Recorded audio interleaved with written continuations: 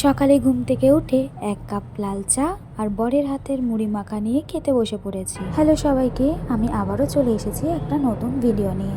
আজ দিনটা হচ্ছে রবিবার, আর রবিবার মানেই তো বরের অফিস ছুটি। এখানে দেখো বেশ কিন্তু বেলা 10টা সাড়ে 10টার মতো বাজে। আমরা এখন সকালে টিফিন করছি তিনজনে মিলে বসে। গুছিও আমাদের সাথে একটু মুড়ি মাখা খাচ্ছে, মানে শুধু মুড়ি খাচ্ছে। আর দেখো আজ যেহেতু রবিবার, আমার একদমই অন্য কিছু খেতে ইচ্ছা করছিল না, খুব সেদ্ধ খেতে ইচ্ছা করছিল বলে বরের হাতে স্পেশাল আলু মাখা আর ডিমের ভর্তা আর ওই বেগুনি বা আলুর বড়া ছিল, তো সেই দিয়ে ভাত খেয়েছি দুপুরবেলা। তো তাড়াহুড়ো করে খাওয়া দাওয়া করে রেডি হয়ে বেরিয়ে পড়েছি ঘুরতে যাওয়ার জন্য। আর আজকে আমাদের সাথে কারা ঘুরতে যাচ্ছে, মানে কাদের সাথে ঘুরতে যাচ্ছি দেখো।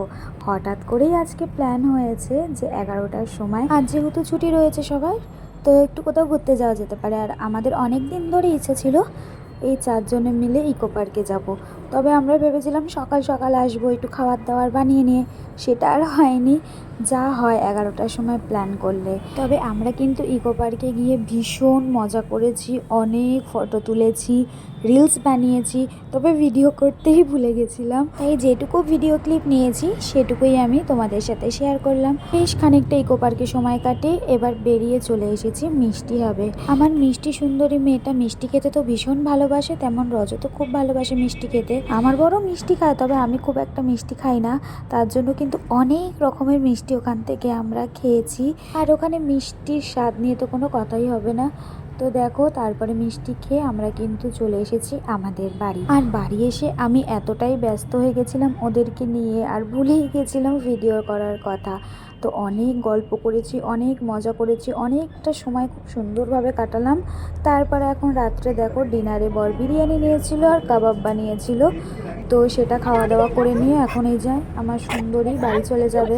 আর বুঝি কিন্তু এখানে ওদেরকে পেয়ে ভীষণ ভীষণ খুশি হয়। জঙ্গল ছিল রে, এটা ফাঁকা, এবার কাজ হবে এখানে। এই গিয়ে একটা ফোন বা মেসেজ করে দিস। এই দেখছি দেখো, এই যা চলে গেল তো, এই চলে গেল তো,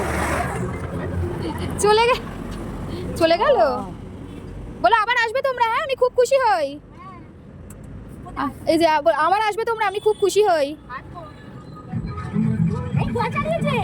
এই নাচে নাচে নাচে নাচে নাচে